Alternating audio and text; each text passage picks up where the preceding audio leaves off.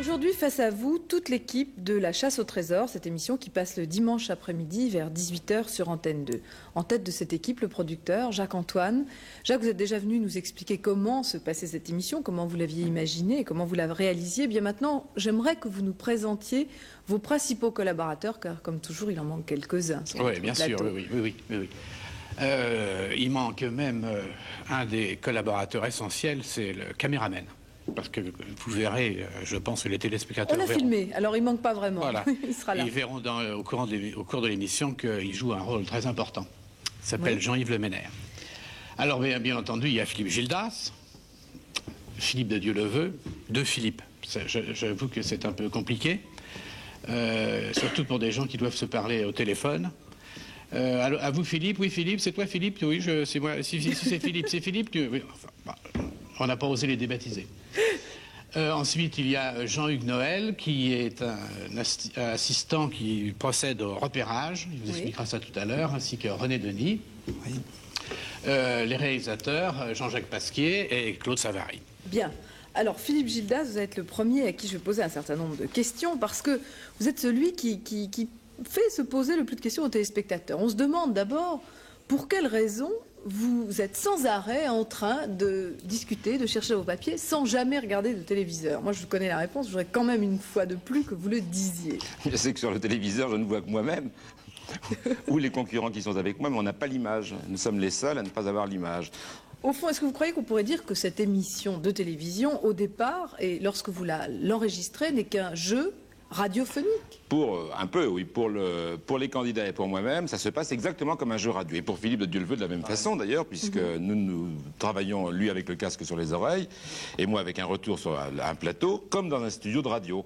Et nous nous entendons plus ou moins bien, d'ailleurs, c'est un autre problème, parce que c'est souvent très très loin. Oui. Et je me souviens de certaines émissions en Afrique du Sud, ou bien en Amérique, où les liaisons étaient assez difficiles, parce qu'en plus, il y a des problèmes de décalage horaire. Et vraiment... on ne voit donc rien, puisque techniquement, ce serait pratiquement impossible. En tout cas, ça coûterait des milliards, et c'est pas du tout le but de l'opération. Donc, impossible d'avoir l'image en même temps. Donc, nous sommes les seuls à n'avoir que la liaison son. Et un son qui n'est pas toujours fameux.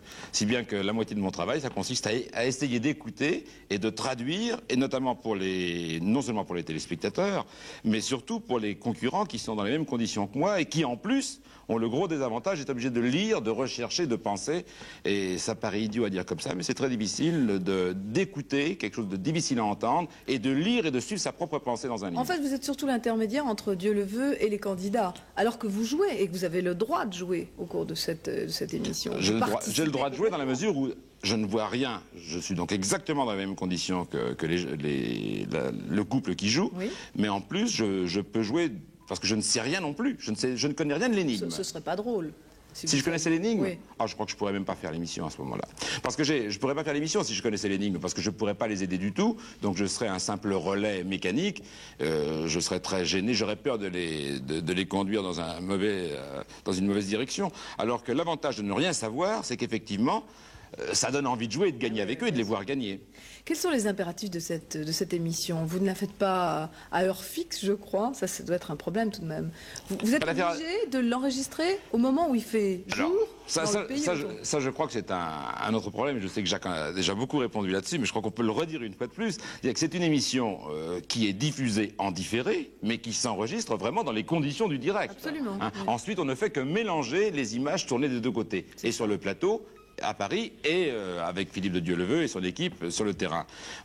Donc on va mélanger. Ensuite, c'est le seul travail, c'est-à-dire qu'on mélange deux images, mais dans la durée réelle. Ça a été enregistré en 1 heure, ça se tourne exactement comme une émission de direct, et alors le résultat, c'est qu'effectivement, avec le décalage horaire, eh bien, quand on s'en va en Arizona, on a 9 heures de décalage. Donc les gens vont nous voir à 17h ou à 18h le dimanche, mais en fait, on a très bien pu enregistrer à 23h le soir, parce que ça correspondait à la meilleure heure pour le soleil et pour l'équipe, mais mes camarades vous expliqueront dans quelles conditions ils déterminent la bonne heure de tournage. On en a fait d'autres, plus on s'en va vers l'Est, et plus on tourne tôt le matin. C'est dans l'autre sens. Bien. Les autres impératifs que vous avez, vous êtes quand même un petit peu tenu d'attendre que tout se passe bien techniquement sur le lieu extérieur à l'étranger. Ah oui, ça doit être... les vraies difficultés, mais là encore, c'est pas mon problème à moi. C'est pas mon problème d'animateur, c'est le problème de toute l'équipe, et c'est bien pire pour les producteurs d'ailleurs.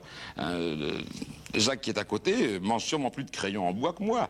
Parce que, Oui, on se fait du souci des fois. Oui. parce qu'il nous est arrivé quand même d'avoir la liaison 5 minutes avant l'émission. Ça se passait à l'autre bout du monde. Et puis d'avoir une rupture de liaison téléphonique qui était un simple petit pépin téléphonique, mais il faut 6 heures pour le réparer. Or 6 heures quand ils sont en plein soleil par 40 degrés au Zimbabwe, ben, c'est une catastrophe. Eh oui, j'imagine. Et de notre côté, nous, on peut attendre 6 heures. Bon, enfin, c'est très agréable. Vous parlez sans arrêt des angoisses du producteur, mais et vos concurrents, ils doivent quand même, c'est un métier de jouer presque pour la télévision. Oui, mais c'est un jeu quand même. Et je crois que tous les concurrents que nous avons vus jusqu'ici jouaient vraiment. Or, certains sont un petit peu plus nerveux que d'autres. On a vu une dame, effectivement, qui a failli gifler son mari pendant toute l'émission parce que quel elle dommage, prétendait. j'avais pas vu ça. Oh, ça se voyait pratiquement. Elle prétendait que c'était de sa faute si elle allait perdre. Elle a fini par perdre, d'ailleurs. Et on en a vu une autre qui s'est effondrée à la fin de l'émission. On a vu des hommes qui étaient incapables de parler, effectivement, pendant une émission. Mais ça, c'est l'angoisse du jeu. C'est vrai, je crois, pour tout jeu. C'est pas le plus dramatique, je pense. Le plus difficile, effectivement, c'est l'angoisse de l'équipe qui réalise et qui a à établir à chaque fois cette performance assez incroyable. Enfin, qui m'étonne, moi, toujours, c'est que déjà, on sait bien qu'en télévision et en radio, on peut avoir des pépins à 1 kilomètre de distance. Mais quand ça se fait par de tels relais, par un simple téléphone et à 6, 7 ou 8 000, moi j'admire beaucoup l'équipe. L'équipe qui réalise ça à chaque fois et le producteur qui a eu l'idée un peu dingue, à mon avis, de tenter ce pari à chaque émission. Parce que c'est un pari qu'on peut perdre à chaque fois. Oui, mais c'est quand même une idée superbe. Ah, elle est superbe. Et comme alors, là, comme joueur, puisque je suis autant joueur qu'animateur, je trouve ça formidable. Philippe de Dieuleveux, vous êtes celui qui est ailleurs, qui est à l'étranger. Et qui joue aussi beaucoup. Et qui joue aussi beaucoup. Parce que je le précise encore, il y a très peu de gens, et je les présenterai tout à l'heure, qui sont au courant de l'énigme. Vous partez là-bas, vous ne savez rien. Lorsque je monte dans l'hélicoptère, c'est pour aller se mettre en place pour la première image et je fais l'émission. Alors déjà en place, qu'est-ce que ça veut dire? Je pense que les producteurs choisissent un paysage qui soit quand même assez agréable à voir. Parce qu'au début de l'émission, vous savez que les candidats cherchent dans les bouquins qui sont un petit peu perdus. Donc dans ce cas-là, on a en démarrant déjà une très belle image vue d'hélicoptère. Bien, mais donc moi je monte dans l'hélicoptère et puis je découvre complètement, les candidats me disent allez à tel endroit, j'y vais avec le plus grand plaisir. Alors, parce que maintenant en plus de ça, je vous ajouter...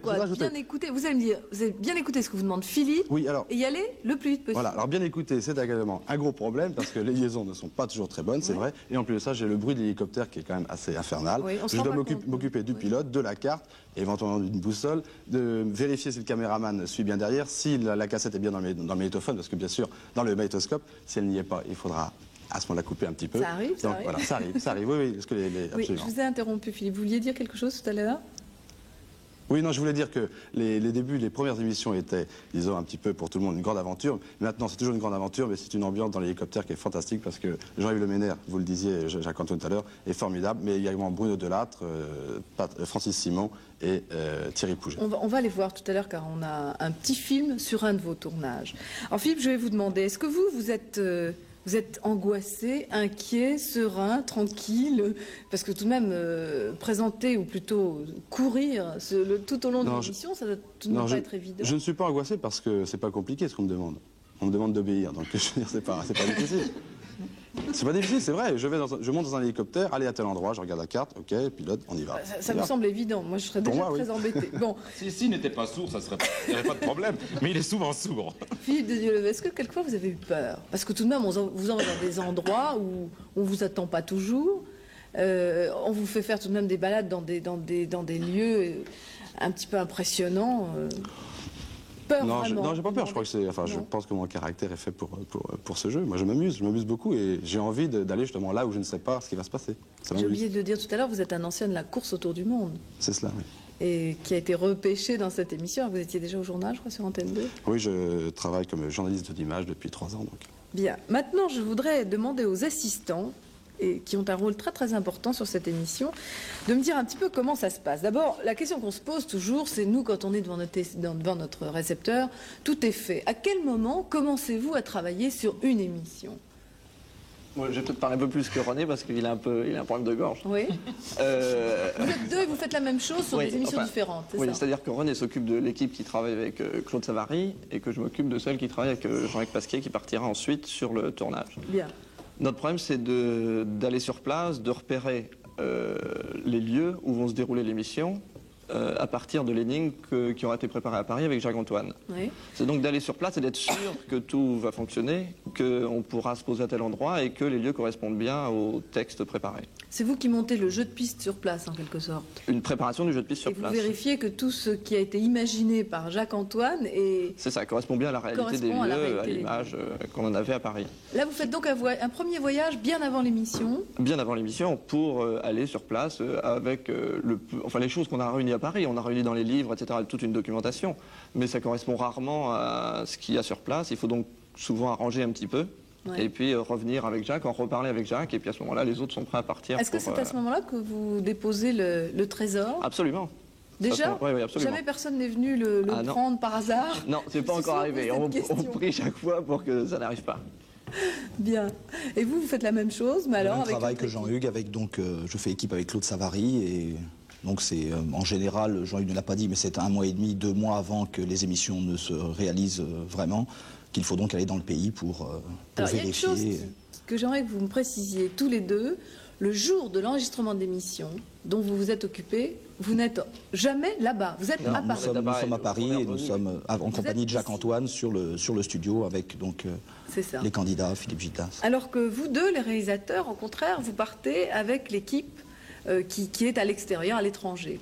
Alors Claude Savary, j'aimerais d'abord que vous m'expliquiez ce que cela représente comme organisation, comme travail pour un réalisateur d'être sur le point extérieur par rapport au studio. D'abord, je sais que vous m'avez préparé pendant le week-end un petit dessin. Oui, j'aimerais vraiment que vous nous le montriez pour qu'enfin on comprenne clairement ce Je vous ai préparé un petit dessin parce que on dit souvent qu'un petit croquis vaut mieux qu'un grand discours pour vous expliquer justement en réponse à votre question comment ça fonctionne et ce que je vais faire sur place avec l'équipe technique. Si vous voulez symboliser, ici de ce côté-ci du dessin, nous avons Paris, le studio de Paris avec Philippe et les 2 candidats. Et du côté, sur ce côté-ci de l'image, j'ai marqué l'Australie pour bien marquer que nous sommes loin. Et vous savez qu'on va très loin, qu'on va à l'autre bout du monde. Et là, il y a l'équipe extérieure, symbolisée par évidemment l'hélicoptère et Philippe de Dieuleveux. Alors, Philippe de Dieuleveux, vous l'avez peut-être déjà remarqué dans les émissions, il a une espèce de boîte noire. Je l'avais pas reconnu tout à l'heure quand vous l'avez pas reconnu parce que il lui manquait son cadre.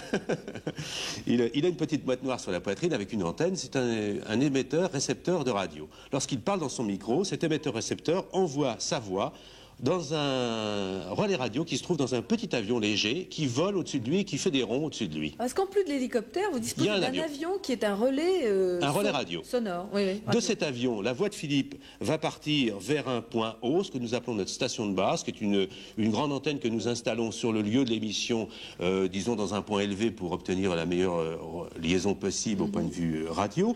Et à cet endroit-là, au pied de cette antenne, eh bien, nous avons un téléphone, tout bêtement un téléphone. Et ce téléphone, il est relié au studio à Paris. C'est ça la grande astuce. C'est bien ce qu'on dit tout à l'heure. La grande astuce, c'est qu'il se passe un jeu au téléphone. Au téléphone.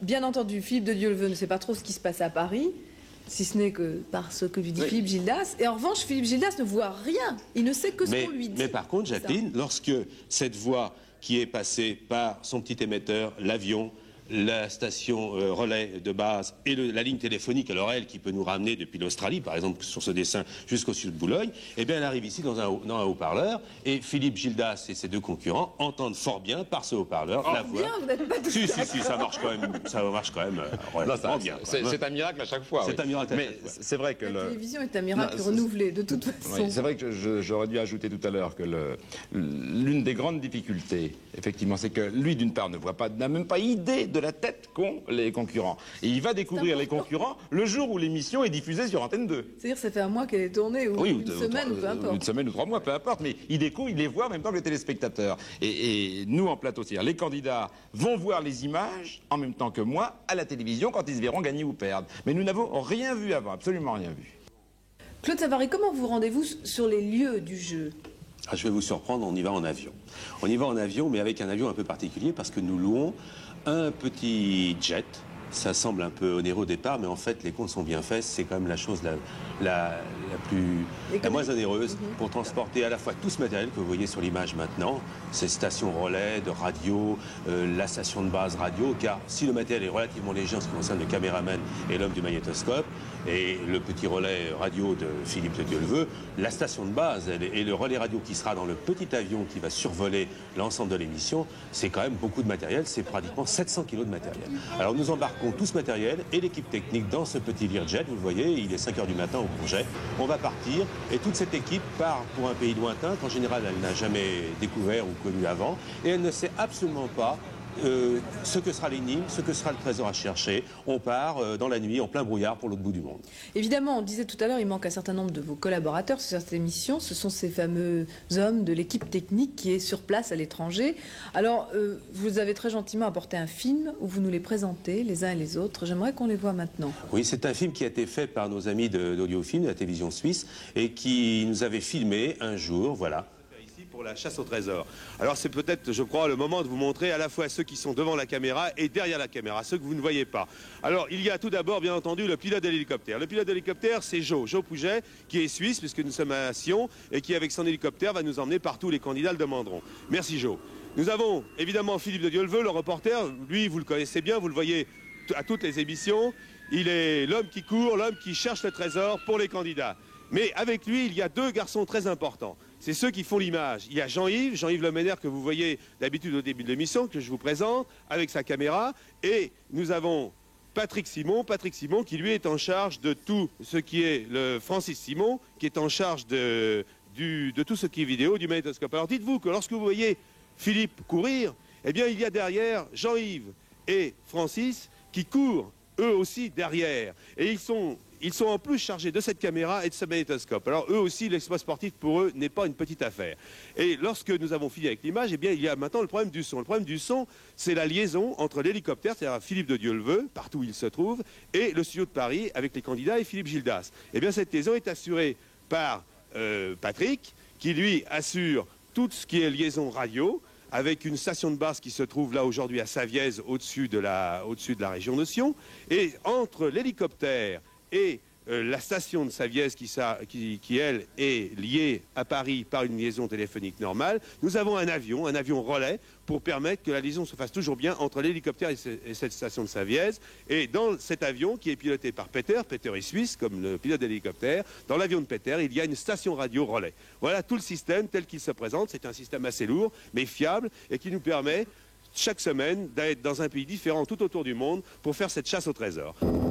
Oui, ce jour-là, d'ailleurs, en Suisse, nos amis de la télévision suisse avaient un deuxième hélicoptère et ils ont filmé notre hélicoptère pendant toute l'émission de Sion. Ils nous ont littéralement suivis comme des chiens de chasse pendant les 45 minutes du jeu à Sion. Alors vous voyez, l'hélicoptère est sur son aire de départ, prêt à partir, avec Philippe, le pilote, et le caméraman Jean-Yves Le Ménère et Francis Simon, l'homme du magnétoscope. Ils sont partis, ils montent à près de 3000 mètres d'altitude. Vous voyez ce petit point blanc qui monte au-dessus du barrage, c'est l'hélicoptère. Il franchit le barrage de la Grande Dixence et maintenant, sur les ordres des candidats, il se rend vers un autre lieu qui, je crois, va être le château de Valère, dans la vallée, au pied de ce magnifique massif des Alpes. Alors, vous voyez la caméra de Jean-Yves Le Ménère qui filme en permanence, car la caméra n'arrête pas de tourner, n'arrête pas de filmer pendant toute la durée du jeu. Et on arrive à proximité du château de Valère, où les candidats ont demandé à Philippe de Dieuleveux d'atterrir pour essayer de quémander, d'avoir quelques renseignements sur l'histoire de la région, pour essayer de découvrir où se trouve le trésor. L'hélicoptère est posé, et là l'image est très intéressante, parce que vous voyez, Philippe est sorti, il court dans la neige, mais il n'est pas seul. Ils sont trois. Derrière lui, il y a Jean-Yves Le Ménère avec